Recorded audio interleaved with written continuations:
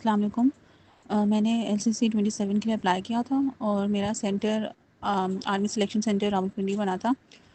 तो अप्लाई करने के लिए सबसे पहले मैंने पाक आर्मी की जो ऑफिशियल वेबसाइट है उस पे गई थी और उस पे एलसीसी की एडवर्टीज़मेंट हुई हुई थी। वहाँ पे जाके आपने एक फ़ॉर्म फिल करना होता है जिसको आप इनिशियल फ़ॉर्म कह सकते हैं। तो उस फॉर्म में आपकी थोड़ी डिटेल इन्फॉर्मेशन होती है, आपसे रिलेटेड, आपकी एजुकेशन, आपकी फैमिली से रिलेटेड। तो आपने सारी इन्फॉर्मेशन बिल्कुल सही वहाँ पे डालनी होती है, क्योंकि वही जो सेम इन्फॉर्मेशन है वो आपकी आईएसएसबी तक जाती है। वो बार बार, क्योंकि इस तरह के फॉर्म्स रिपीट हो रहे होते हैं, बार बार आपको मिल रहे होते हैं, तो वो इन्फॉर्मेशन आपने बिल्कुल करेक्ट उसमें इंक्लूड करनी है। उसके बाद जब हम फॉर्म फिल कर लेते हैं और सबमिट कर देते हैं तो उसके बाद वहाँ पे लिखा हुआ आता है कि जो चालान फॉर्म है वो 2 से 3 दिन में जनरेट हो जाएगा। तो मैंने वो 1 दिन बाद वैसे जाके वापस देखा था वेबसाइट पे, तो मेरा चालान फॉर्म और मेरी जो रोल नंबर स्लिप है वो दोनों जनरेट हो चुकी हुई थी। तो आपने क्या करना होता है कि जो चालान फॉर्म है और रोल नंबर स्लिप आप दोनों का प्रिंट लेके रख लें। चालान फॉर्म जो है वो करीबी आपकी जो भी एनबीपी की ब्रांच है वहाँ जाके 300 फ़ीस होती है इस टेस्ट की। तो आप वो सबमिट कर दें और जो बाकी जो आप उसको अपने पास रखें कि ये आगे आपके इनिशियल पे चेक भी होना है और सेम आपका रोल नंबर स्लिप के लिए है। उसके बाद फिर मैंने तकरीबन महीना पहले अपना ये सबमिट करवा दिया था, लेकिन मैंने तैयारियाँ इनके साथ 10 दिनों में की थी इनिशियल की। अब इनिशियल टेस्ट से रिलेटेड क्या होता है कि इनिशियल में 3 तरह की पोर्शंस होते हैं। एक होता है वर्बल इंटेलिजेंस, एक होता है नॉन वर्बल इंटेलिजेंस और जो थर्ड होता है वो होता है एकेडमिक। जो वर्बल इंटेलिजेंस में होता है, वर्बल इंटेलिजेंस में मेनली 7 से 10 टाइप के क्वेश्चंस होते हैं। उसमें आपके एज रिलेटेड होते हैं, सीरीज़ वाले होते हैं, कोडिंग एंड डिकोडिंग वाले होते हैं। उसके अलावा इस तरह के होते हैं कि लाइक अगर आज मंडे है तो 30 दिन बाद या 40 दिन बाद क्या होगा। अल्फ़ाबेट रिलेटेड होते हैं। तो ये सारे जो टाइप ऑफ क्वेश्चंस होते हैं, सर ने अपनी वीडियोस में टिप्स एंड ट्रिक्स भी बताई होती हैं, सर ने प्रैक्टिस भी करवाई होती है। तो मैंने तो वर्बल और नॉन वर्बल के लिए वही सारी वीडियोस देखी थी और उससे से मेरी अच्छी खासी तैयारी हो गई थी। मुझे और कुछ करने की ज़रूरत नहीं पड़ी थी। तो आप लोग भी अगर वही वीडियोस देखेंगे और आप लोग अगर उन्हीं टिप्स एंड ट्रिक्स को फॉलो करेंगे, क्योंकि जो मेन जो प्रॉब्लम आती है ना वर्बल एंड नॉन वर्बल में, वो आती है टाइम की। वो मैं आपको आगे बताऊँगी कि क्या किस तरह का टाइम वगैरह होता है। तो जो प्रिपरेशन आपने करनी है वो मेनली मैंने सर की वीडियो से की थी। आप लोग भी सर की वीडियोस लाज़मी देखें। नॉन वर्बल भी 5 टाइप्स के होते हैं, 5 टाइप के होते हैं। तो उसमें ये होता है कि उसमें भी सीरीज़ कंप्लीशन वाले होते हैं, पैटर्न से रिलेटेड होते हैं, ये सब चीज़ें होती हैं। जो वर्बल आपने करना होता है ना, वो आपने 30 मिनटों के अंदर आपके 84 आपके एमसीक्यूज़ होते हैं, आपने वो करने होते हैं। और जो नॉन वर्बल होते हैं ना, वो 30 मिनट्स के अंदर आपके अराउंड 66 एमसीक्यूज़, 64-66 एमसीक्यूज़ होते हैं, आपने वो करने होते हैं। तो वर्बल और नॉन वर्बल की तैयारी मैंने इस तरह की थी और ये मैंने अराउंड वर्बल को मैंने दिए थे 5 दिन और 5 से 6 दिन, और नॉन वर्बल को मैंने दिए थे 3 दिन। इस तरह मेरी ये तैयारी हो गई थी। फिर नेक्स्ट क्वेश्चन आपका आता है एकेडमिक का। जो एकेडमिक है ना, वो आपका जो कोर्स होता है ना, जो आपने बैचलर्स में पढ़ा होता है, वो सारा उससे रिलेटेड होता है। लाइक फॉर एग्जांपल किसी ने सीएस किया है, किसी ने सॉफ्टवेयर किया है, तो वो उससे रिलेटेड ही क्वेश्चंस आते हैं। किसी ने इलेक्ट्रिकल किया है, इलेक्ट्रिकल इंजीनियरिंग किया है, वो उससे रिलेटेड आता है। तो जो एकेडमिक की आप तैयारी करते हैं ना, वो ये होता है कि जो आपके जो मेन सब्जेक्ट्स होते हैं ना आपके बैचलर्स के, आपने उन्हीं की मेन कॉन्सेप्ट आपने रिवाइज करना है। बहुत डिटेल में नहीं जाना होता। लाइक जैसे फॉर एग्जांपल आपकी कोई सब्जेक्ट है, उसमें पूछा हुआ है कि इसका यूनिट क्या है, या अगर आप कोडिंग वाले से रिलेटेड है तो ऊप के कॉन्सेप्ट आपके हो जाते हैं, मशीन लर्निंग के हो जाते हैं। तो इस तरह के जो कॉन्सेप्ट्स होते हैं ना, आप लोगों ने जो मेन कॉन्सेप्ट्स होते हैं, बेसिक कॉन्सेप्ट्स होते हैं, आपने वो पढ़ने होते हैं। एकेडमिक क्योंकि 150 एमसीक्यूज़ होते हैं जो आपने 30 मिनटों में करने होते हैं, उसके लिए बहुत ज़्यादा, मतलब 30 मिनट एक इनफ टाइम होता है एकेडमिक के लिए। तो खाली जो 50 एमसीक्यूज़ होते हैं वो आपके जो 4 साल की जो ग्रेजुएशन होती है ना, वो उसमें से आते हैं। तो वो आपके ने बस मेन अगर आप ऊपर से भी रिवाइज़ अपना कर लेना, तो आपका जो एकेडमिक पोर्शन है ना, वो हो जाता है। इतना डिफ़िकल्ट नहीं होता है। आप लोगों ने बस अगर आप 3 से 4 दिन भी अपने एकेडमिक पोर्शन को दें ना, और आप हर सब्जेक्ट का जो आपके मेन सब्जेक्ट्स हैं आपकी बैचलर्स डिग्री के, अगर आप वो रिवाइज़ कर लें, कुछ बेसिक फिज़िक्स वगैरह के क्वेश्चंस भी होते हैं उसमें, जैसे हम फर्स्ट ईयर, सेकंड ईयर में एफएससी मैट्रिक में जो हम करते हैं, तो वो उससे रिलेटेड होते हैं। तो वो इतना मुश्किल नहीं होता, वो आप 3 से 4 दिन में आपका इंशाल्लाह कंप्लीट हो जाता है। तो ये सारी जो मैंने तैयारी है वर्बल, नॉन वर्बल की और एकेडमिक की, ये मैंने की थी 10 दिनों के अंदर। 7 से 10 दिन मुझे लगे थे।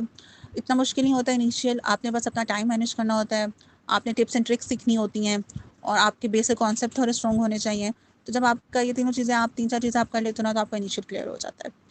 तो उसके बाद मेरा इनिशियल था, जिस दिन मेरा इनिशियल था सुबह के टाइम 7 से 9 का टाइम था, जो मेरी रोल नंबर स्लिप पे लिखा हुआ था। और उन्होंने कहा हुआ था कि आपने 1 घंटा पहले आके आर्मी सेंटर आना है। उन्होंने क्योंकि रोल नंबर स्लिप पे मेंशन किया हुआ था कि आपने 1 घंटा पहले आके रिपोर्ट करना है, तो मैं सुबह 6 बजे ही चली गई थी। तकरीबन उन्होंने हमें 7 बजे के करीब आर्मी सेंटर के अंदर लेके गए। सबसे पहले वेटिंग एरिया जो उनका बना होता है वहाँ हमें लेके गए। वहाँ हम कुछ देर बैठे भी और उन्होंने हमारे फ़ोन हमसे लिए, साथ ही और भी जो चीज़ें होती हैं वो हमसे ली। पैसे वगैरह उन्होंने कहा था आप लोगों ने अपने पास रखने हैं, वो फ़ोन के पीछे जो कवर होता है उसमें नहीं रखने हैं। तो वो चीज़ें जिनके पास पैसे थे उन्होंने अपने पास रख लिए। उसके अलावा जब आप आर्मी सेंटर जाते हो ना, जब आपका जैसे इनिशियल होता है, तो आपके पास सारे अपने ओरिजिनल डॉक्यूमेंट्स होने चाहिए। ओरिजिनल डॉक्यूमेंट्स में क्या-क्या कुछ आता है कि आपकी जो मैट्रिक की डिटेल मार्कशीट है, मैट्रिक की जो सनद है, एफएससी की मार्कशीट है, एफएससी की जो सनद है, उसके अलावा आपका जो क्योंकि जो एलसी के लिए आप बैचलर्स के बाद क्योंकि अप्लाई करते हो, तो आपकी ट्रांसक्रिप्ट आपके पास होनी चाहिए। अ, जिसके पास अगर डिग्री है तो वो भी होनी चाहिए, लेकिन अगर किसी के पास डिग्री नहीं है, जैसे अगर किसी ने अभी ग्रेजुएशन किया और उस टाइम तक डिग्री नहीं आई है, लेकिन तब तक आपके पास कोई ना कोई प्रूफ होना चाहिए जिससे आप शो करवा सको कि आपकी डिग्री कंप्लीट हो चुकी हुई है। जैसे अगर आपके पास ट्रांसक्रिप्ट है तो ट्रांसक्रिप्ट के ऊपर आपके 8 सेमेस्टर्स का रिजल्ट और नीचे लिखा हो कि आपकी डिग्री कंप्लीट हो चुकी हुई है। अगर आपके पास नहीं है तो आप कोई ना कोई सर्टिफिकेट बना के लेके जाए, जैसे होप सर्टिफिकेट होता है इस टाइप का, कि जिससे ये आप उनको प्रूफ दे सकें कि आपकी डिग्री कंप्लीट हो चुकी हुई है, क्योंकि उन्होंने ये चीज़ देखनी होती है। तो सबसे पहले हम लोगों ने जब वेटिंग एरिया में वेट किया, फ़ोन वगैरह सबमिट करवाए, फिर हमें ये अंदर ले गए। वहाँ पे फिर वहाँ पे हमारे फिर आहिस्ता-आहिस्ता हर बच्चे के डॉक्यूमेंट्स चेक होना स्टार्ट हुए। हम बैठे लाइन में एक-एक बच्चे को बुलाते थे, वो उसके डॉक्यूमेंट्स चेक करते थे, सारे ओरिजिनल डॉक्यूमेंट्स। उन ओरिजिनल डॉक्यूमेंट्स की बैक साइड पे स्टैम्प लगाते थे। साथ देखते थे और साथ ही देखते थे किस बच्चे की फ़ीस सबमिट हुई भी है या नहीं। तो आपने अपना जो चालान फॉर्म होना है, जो बैंक की तरफ से आपको मिलेगा, वो अपने साथ लाज़मी लेके जाना है, क्योंकि इससे पता चलता है कि आपकी फ़ी पे हुई भी है। साथ ही आप लोगों ने अपनी रोल नंबर स्लिप क्योंकि लाज़मी लेके जानी होती है, रोल नंबर स्लिप पे वो स्टैम्प लगा रहे होते हैं। तो जब डॉक्यूमेंट्स आपके कंप्लीट होते हैं, आपकी फ़ी पे होती है, वो आपके रोल नंबर स्लिप पे स्टैम्प लगा देते हैं और आपको वो ऊपर एक और वेटिंग एरिया आपको वहाँ भेज देते हैं। फिर हम ऊपर गए, फिर जब सब बच्चों का ये चालान फॉर्म वगैरह मतलब सब बच्चों के डॉक्यूमेंट्स चेक हो जाते हैं, उसके बाद फिर ये आपका रोल नंबर स्लिप देखते हैं और आपका अपना आईडी कार्ड भी साथ लेके जाना है। आईडी कार्ड मस्ट होता है, ठीक है? आपने ओरिजिनल अपना आईडी कार्ड, और ये एक चीज़ आपने नोटिस लाज़मी ख़्याल रखना है इस चीज़ का कि आपका आईडी कार्ड एक्सपायर ना हो। तो वो आपका आईडी कार्ड देखते हैं, आपके रोल नंबर स्लिप देखते हैं और आपको फिर वो जहाँ पे आपका टेस्ट हो रहा होता है वहाँ पे आपको भेज देते हैं। वहाँ पे जो आपके पीसीज़ हैं वो ऑलरेडी ऑन होते हैं, तो वहाँ पे वो आपको बिठा देते हैं। तो उसके बाद एक सर आते हैं, वो आपको इंस्ट्रक्शंस देते हैं, आपने वो इंस्ट्रक्शन ध्यान से सुननी होती है। एक चीज़ का आप लोगों ने ख़्याल रखना है कि आप लोगों के पास ना कोई भी रफ शीट नहीं होती है। लाइक आप लोगों ने अक्सर वर्बल क्वेश्चंस होते हैं ना जिसमें आपको थोड़ा रफ काम करना पड़ता है, तो ये सब कुछ आपने माइंड में करना है। आपके पास वहाँ पे कोई ना तो वो आपको रफ शीट देते हो, ना ही आप कोई किसी टाइप का रफ काम वहाँ पे कर सकते हो, ये अलाउ नहीं है। तो ये सब चीज़ें जब आप तैयारी कर रहे होगे ना इनिशियल की, तो ये सब चीज़ें आप लोगों ने ध्यान में रखनी है कि आप लोगों ने इस तरह से प्रिपरेशन करनी है कि आप लोगों को पेन और पेज की ज़रूरत ना पड़े। तो उसके बाद उन्होंने हमें इंस्ट्रक्शंस दी। उसके बाद उन्होंने हम सबके सामने एक स्क्रीन डिस्प्ले हुई हुई थी, वहाँ पे कैंडिडेट ने अपना जो कैंडिडेट आपकी जो रोल नंबर स्लिप होती है ना उसके ऊपर रोल नंबर आपका लिखा होता है और एप्लीकेशन आईडी होती है, एप्लीकेंट आईडी। तो वो आप लोगों ने वहाँ पे एंटर करना होता है। उसके बाद आपकी इन्फॉर्मेशन डिस्प्ले हो जाती है, तो आप लोगों ने वो देखना होता है कि वो आपकी ही इन्फॉर्मेशन है, आप अपना ही टेस्ट दे रहे हो, तो वो सब कुछ आपने जब कर लेते हैं, फिर एक आपके पास सामने आता है डेमो का टेस्ट आता है। तो डेमो टेस्ट में ये होता है कि वो आप लोगों को थोड़ा बता देते हैं कि इस टाइप के क्वेश्चंस होंगे। सबसे पहले वर्बल का आता है। तो इन टेस्ट में क्या होता है कि वर्बल और नॉन वर्बल अगर आप लोगों का पास होगा तभी आपका एकेडमिक पोर्शन स्टार्ट होगा। अगर आपका ये दोनों टेस्ट पास नहीं है ना, तो आपका एकेडमिक पोर्शन स्टार्ट नहीं होता। और इसमें ये होता है कि आपके 50% तो 50 टू 60% एटलीस्ट नंबर आने चाहिए, तब भी आपका नेक्स्ट एकेडमिक पोर्शन स्टार्ट होता है। वर्बल एंड नॉन वर्बल का मिलकर रिजल्ट बनता है और उसी वक्त आपका नेक्स्ट पोर्शन अगर आप पास हो जाते हो तो स्टार्ट हो जाता है। मेरा वर्बल पोर्शन सबसे पहले स्टार्ट हुआ। तो मेरा जो वर्बल पोर्शन था, मुझे जो मेन मसला आया वो उतना मुश्किल नहीं था, लेकिन जो मुझे मेन मसला आया था वो टाइम मैनेज में आ रहा था। वर्बल पोर्शन में इतना टाइम नहीं होता कि आप एक क्वेश्चन को ना ज़्यादा से ज़्यादा 10-12 सेकंड या 15 सेकंड आप दे सकते हो, कि आपने 84 क्वेश्चंस करने होते हैं 30 मिनट के अंदर। तो जो क्वेश्चन आपको समझ नहीं आ रहे ना, क्योंकि नेगेटिव मार्किंग नहीं होती है, तो जो क्वेश्चन आपको समझ नहीं आ रहे ना, या तो आप कोई गेस लगा के आप उसको कर लो, या तो आप उसको स्किप कर दो। स्किप क्वेश्चंस ना साइड पे ना मेंशन हो रहे होते हैं कि जो क्वेश्चन आपने स्किप कर दिए। मैं तो आप लोगों को ये कहूँगी कि जो क्वेश्चन आपको समझ नहीं आ रहे, आप उसका गेस लगा दो, शायद वो ठीक हो जाए। तो एटलीस्ट आपके पास एक वो होगा कि शायद ये क्वेश्चन ठीक हो जाए, क्योंकि आपके पास दोबारा मौका नहीं होता कि आप दोबारा से उन क्वेश्चंस को जाके देख सकें। और अगर कोई क्वेश्चन आपको नहीं आ रहा ना, तो आपने उसके ऊपर टाइम वेस्ट नहीं करना। इस तरह ना आपका टाइम बहुत ज़्यादा मतलब टाइम कम रह जाता है और आपके पास क्वेश्चंस बहुत ज़्यादा होते हैं, तो आप ही अपने क्वेश्चंस ना कंप्लीट नहीं कर पाते हो टाइमली। तो इसलिए आपको जो क्वेश्चन समझ नहीं आ रहा ना, आप लोगों ने उसको स्किप कर देना है और आप लोगों ने या तो उसको गेस लगा देनी है और आप लोगों ने नेक्स्ट क्वेश्चन पे मूव ऑन हो जाना है। और आप लोगों ने कोशिश करनी है कि आप ज़्यादा से ज़्यादा मैक्सिमम वर्बल के क्वेश्चंस कंप्लीट कर सको 30 मिनट्स के अंदर। अगर आप कंप्लीट नहीं कर पाते, आपके जितने होते हैं वो उतने सबमिट हो जाते हैं और आपका फिर नेक्स्ट नॉन वर्बल का पोर्शन स्टार्ट हो जाता है। मेरे साथ ये हुआ था कि मेरा जो वर्बल क्वेश्चन था, वैसे तो वो इतना मुश्किल टेस्ट नहीं था वर्बल का, लेकिन मेरे से टाइम मैनेज करना थोड़ा मुश्किल हो गया था। तो जब मेरा वर्बल पोर्शन हुआ उसके बाद मेरा नॉन वर्बल पोर्शन स्टार्ट हुआ। नॉन वर्बल पोर्शन में अराउंड 66 MCQs होते हैं जो आपके 30 मिनटों में करने होते हैं। और नॉन वर्बल ना रिलेटिवली वर्बल से मुझे ज़्यादा आसान लगा था, क्योंकि वर्बल में ना आपने कैलकुलेशंस करनी होती हैं, तो वो सब कुछ आपको माइंड में करना पड़ता है, तो वो थोड़ा ना डिफ़िकल्ट होता है। नॉन वर्बल में ना, क्योंकि आपके पास पैटर्न्स होते हैं, आपने थोड़ा देखना होता है, मिरर वाली इमेजेस होती हैं, वाटर इमेजेस होती हैं। तो जब आपने ये चीज़ें देखनी होती है ना, कि आप बस देख के पैटर्न के लिहाज से उस तरह कर रहे होते हैं, तो वो रिलेटिवली मेरे लिए ज़्यादा आसान था। तो नॉन वर्बल पोर्शन मेरा बहुत अच्छा गया था। और उसके बाद ना, अगर आप क्वालिफाई कर जाते हो तो वो आपका एकेडमिक पोर्शन स्टार्ट हो जाता है। अगर आप क्वालिफाई नहीं करते हो तो आपका वहीं से एकेडमिक पोर्शन स्टार्ट नहीं होता और आप वहीं से आप फेल हो जाते हो और आप डिस्क्वालीफाई हो जाते हो। काफ़ी बच्चे थे जो डिस्क्वालीफाई हो गए थे और वहीं से चले गए, लेकिन अल्लाह का शुक्र है मेरा एकेडमिक पोर्शन शुरू हो गया तो मुझे पता चल गया कि अच्छा, मैंने वर्बल नॉन वर्बल पास कर लिया है। फिर मेरा एकेडमिक पोर्शन था। अच्छा, एकेडमिक पोर्शन में आपके अगेन 15 MCQs होते हैं जो आपने 30 मिनट्स के अंदर करने होते हैं, और ये एकेडमिक के लिहाज से ये इनफ टाइम होता है। आप आराम से दो दो तीन तीन दफ़ा भी उस MCQs पे जाके, मतलब आप सोच सोच के ना लगा सकते हो। आपने कोशिश करनी है कि 50 में से 30 35 MCQs तो आपके लाजमी करेक्ट हो। तो जब इतना आपको अगर समझ आ जाती है कि आपके इतने MCQs लाजमी करेक्ट हो चुके हुए हैं, आपको समझ आ गई हुई है, तो वो फिर आप आराम से, आपको पता चल जाता है कि आपने इनिशियल पास कर लिया है।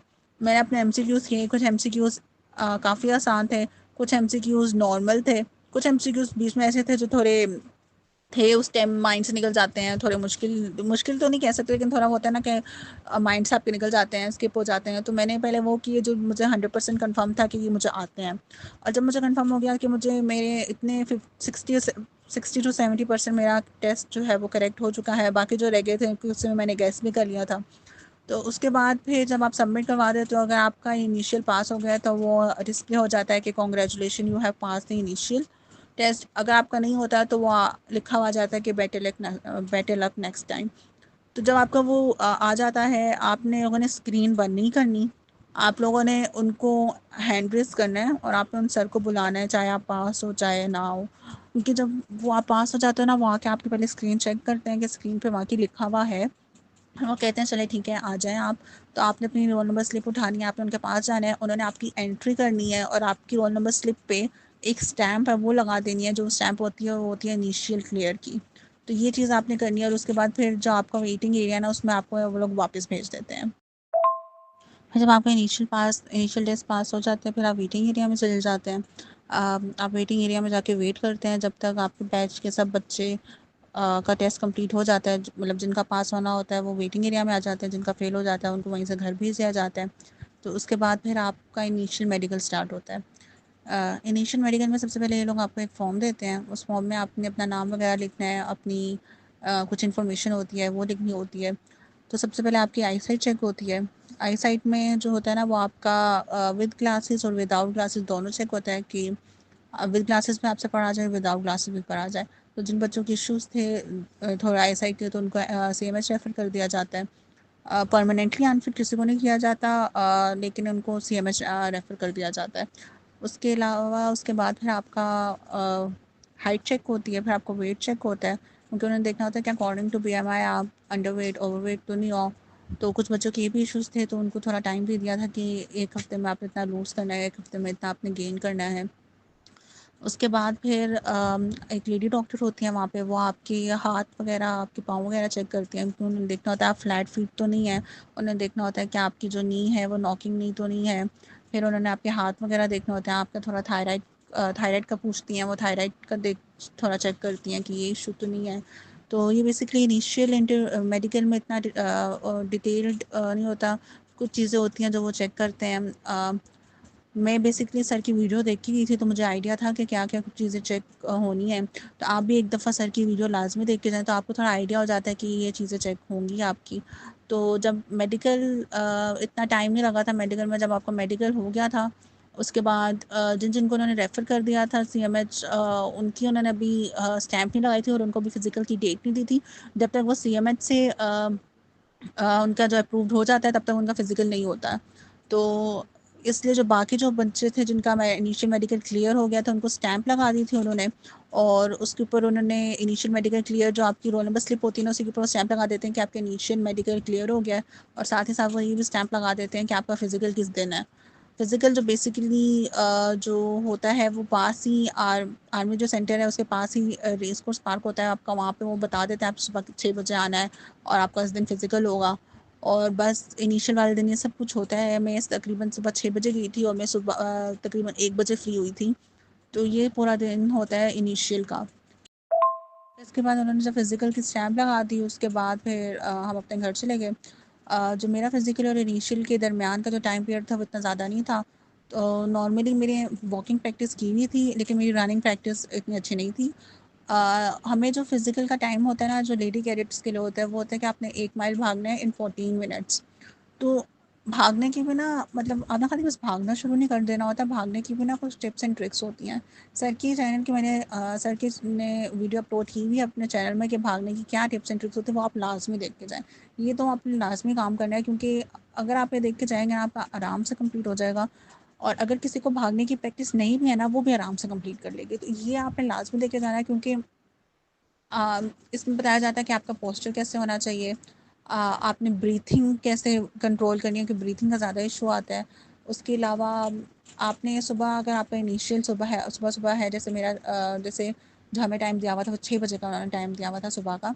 तो जब आपने तो आपने कुछ भी खा के या खा पी के नहीं जाना होता है इनिशियल की सुबह, सॉरी फ़िज़िकल की सुबह, क्योंकि अगर आप ऐसे करते हो ना तो आपको वॉमिट आती है, आपको नोज़िया आता है, तो आपने कुछ भी खा पी के नहीं जाना जिस दिन आपका फ़िज़िकल टेस्ट होगा। थोड़ा-सा आपका अगर ज़्यादा है तो आप थोड़ा-सा 1-2 पीस फ्रूट कोई खा के चले जाएँ, लेकिन बस उससे ज़्यादा नहीं, क्योंकि फिर आपको वॉमिट आती है और आपसे भागा नहीं जाता। तो जिस दिन मैंने ये वीडियोज़ वगैरह देखी थी और थोड़ी-सी मैंने जॉगिंग प्रैक्टिस की थी, बस उसके बाद जिस दिन मेरा फ़िज़िकल था, हम सुबह 6 बजे गए, उन्होंने हमें रेस कोर्स पार्क के अंदर ले गए। तो जब सारे कैंडिडेट्स आ गए थे, उसके बाद उन्होंने हमारी एक तरह अटेंडेंस ली, हमारी रोल नंबर स्लिप देखी, और अटेंडेंस लेने के बाद उन्होंने हमें चेस्ट नंबर असाइन कर दिए, और उसके बाद वो हमें स्टार्टिंग पॉइंट पे ले गए। उन्होंने थोड़ी गाइडेंस वगैरह दी हमें कि आपके 14 मिनट्स हैं, आपने उसके अंदर करना है। और उसके अलावा उन्होंने पूरे जो ग्राउंड में ना फ्लैग्स लगा दिए थे, ताकि आपको क्योंकि उसमें ना वहाँ पे ट्रैक नहीं था, तो उन्होंने फ्लैग्स लगा दिए थे ताकि पता चल जाए कि आपकी क्या बाउंड्री है। जो मैं इनिशियल मतलब जो मैं फ़िज़िकल के लिए आप लोगों को टिप्स दे सकती हूँ, जो मैंने खुद किया और मैं वही टिप्स आगे देती हूँ, वो ये है कि एक तो आपने स्टार्टिंग में स्पीड नहीं पकड़ लेनी। कुछ बच्चे क्या करते हैं, स्टार्टिंग में स्पीड पकड़ लेते हैं और फिर वो थक जाते हैं। क्योंकि आपने अराउंड उस पार्क के 2.5 चक्कर लगाने होते हैं, तब आपका 1 माइल बनता है। तो बच्चे क्या करते हैं, पहले राउंड में स्पीड पकड़ ली, पहले राउंड के बाद बस वो थक गए।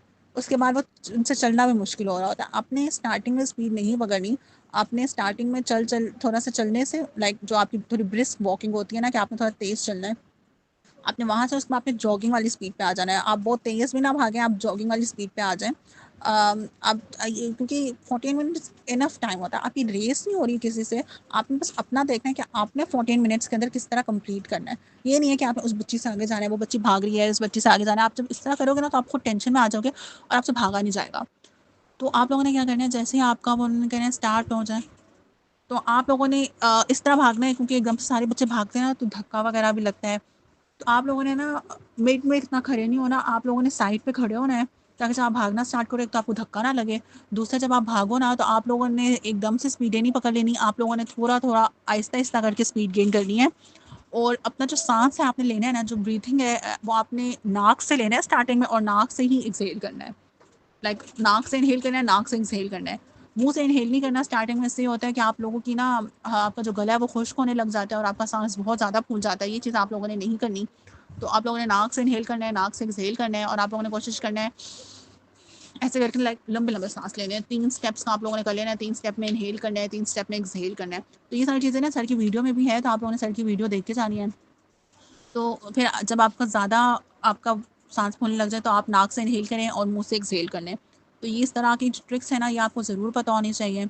आप लोगों ने जॉगिंग्स भी रखे हैं और उसके अलावा आप लोगों ने जब आप बीच में थक गए हैं ना, तो आपने रुकना नहीं है। आप जब रुक जाते हैं ना तो आपका स्टेमिना टूट जाता है। तो आपने रुकना नहीं है। आप लोग अपनी लाइक अगर आप जॉग कर रहे हैं तो आप थोड़ा वॉक करने लग जाए, लेकिन वॉक ये भी नहीं कि बहुत आहिस्ता आहिस्ता ब्रिस्क वॉकिंग होनी चाहिए, क्योंकि वो लोग आपको खड़े होकर देख रहे होते हैं। तो आप लोगों ने रुकना कहीं पे भी नहीं है।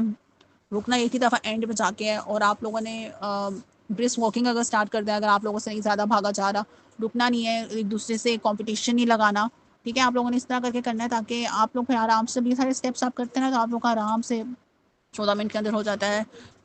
जब मेरे बैच में अराउंड 23 लड़कियां थीं जिनका फिजिकल हुआ था, और एक दो के अलावा सभी का पास हो गया था, सब ने कर लिया था। तो आप लोगों ने बस ये कोशिश करनी है कि आप ये टिप्स एंड ट्रिक्स को देखें। आप लोगों ने कुछ खा के नहीं जाना, जॉगर्स अच्छे वाले पहन के जाने हैं, ताकि जब आप भागें तो आपका अ, जो एक तो आपके पाँव पे भी ना लगें और आप कंफर्टेबल हों।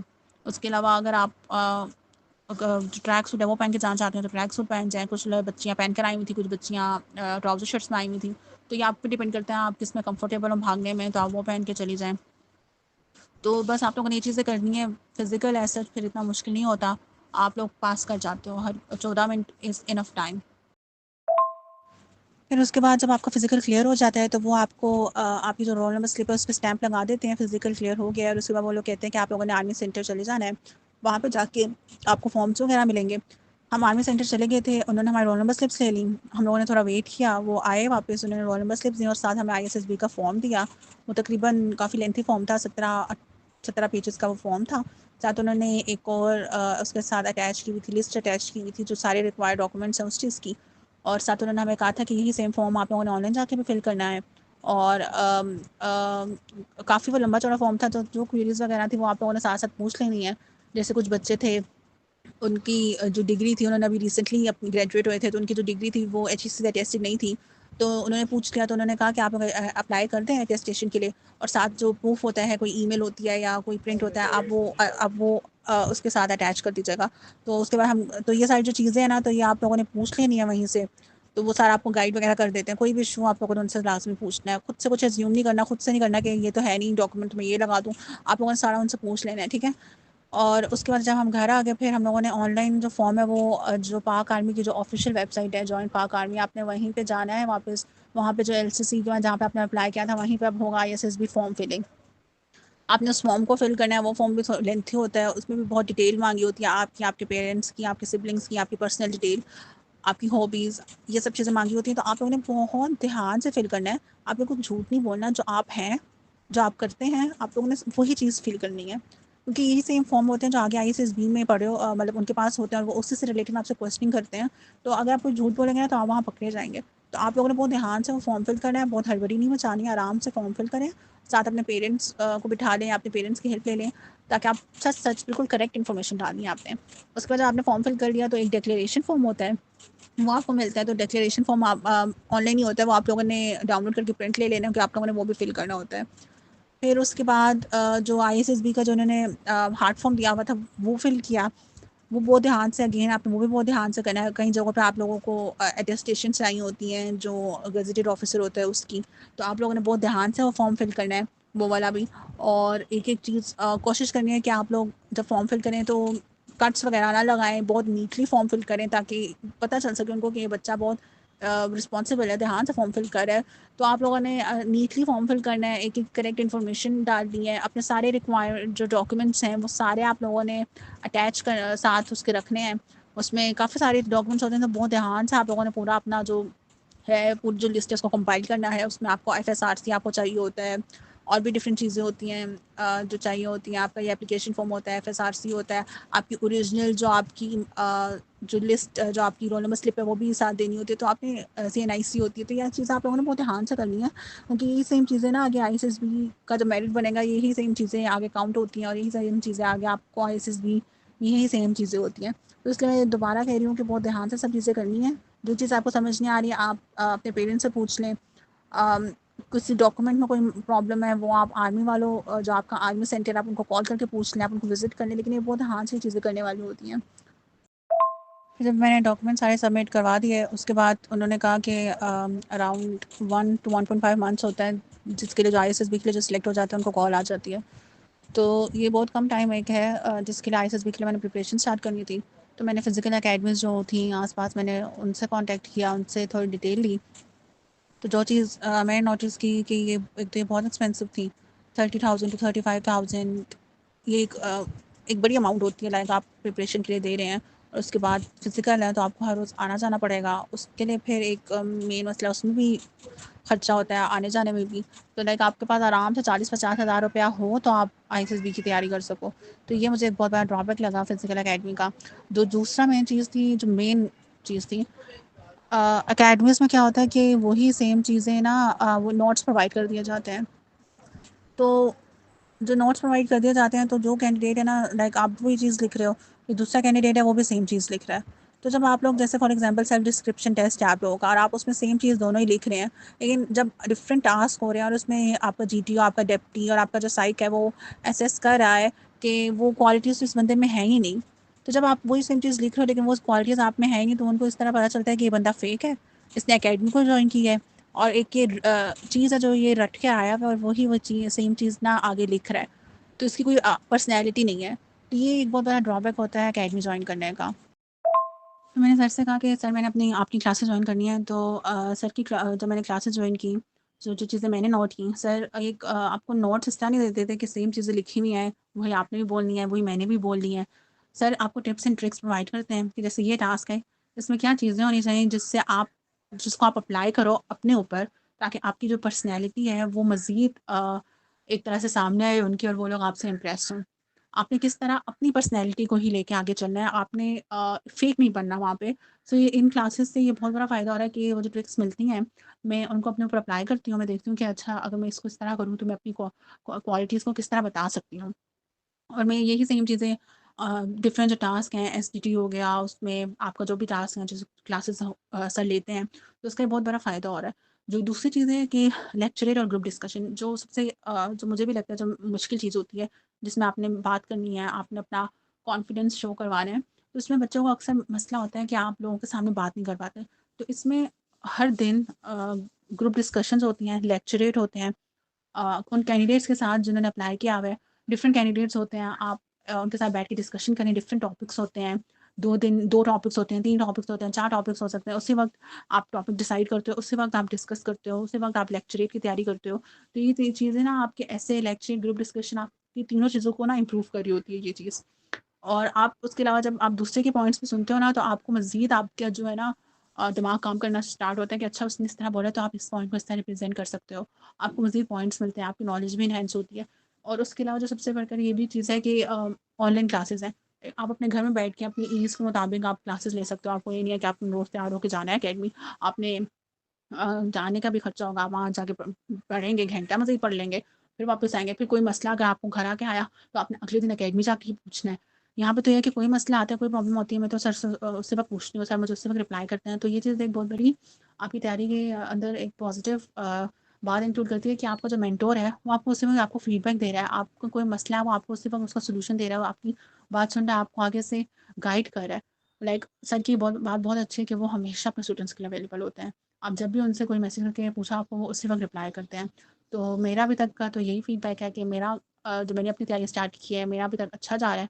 इंशाल्लाह आई एम होपफुल कि मैं आईएसएसबी के लिए सिलेक्ट हो जाऊँगी, और बाकी सारा जो एक्सपीरियंस है मैं फिर तब आपके साथ शेयर करूँगी।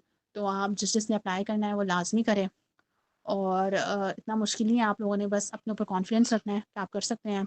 आप लोगों ने अच्छी अपनी जो पर्सनैलिटी है उसको अच्छा डेवलप करें, कुछ चीज़ें हैं जो रोज़मर्रा में अपनी इंक्लूड करें, तो इंशाल्लाह हो जाएगा जो अप्लाई कर रहे हैं। अभी तैयारी के लिए बहुत सारी फीमेल्स परेशान होंगी। परेशान आपने बिल्कुल भी नहीं होना। पिछले कोर्सेज का हमारा रिजल्ट आप देखें इसी यूट्यूब चैनल पे। पहले हम आपको सारा कुछ समझाएंगे। ये आपके सामने ये स्लाइड्स नज़र आ रहे हैं, इसी तरह से हम आपको समझाएंगे। वर्बल भी, नॉन वर्बल भी। 3 किस्म के आपके टेस्ट होते हैं, वर्बल होता है, नॉन वर्बल होता है और एकेडमिक होता है।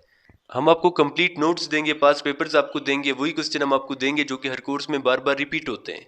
तो किसी किस्म का आपको मसला नहीं होगा। LCC 23 का रिजल्ट हमारा देखें आप, ये मेरी स्टूडेंट थी, इसकी सिलेक्शन हो गई थी और ये अभी एज ए कैप्टन अपनी खिदमत दे रही है पाकिस्तान आर्मी में। LCC 24 में मेरे पास टोटल 6 फीमेल्स आई थी, जिसमें से 4 की सिलेक्शन हो गई थी। ये उनका रिजल्ट आपके सामने है।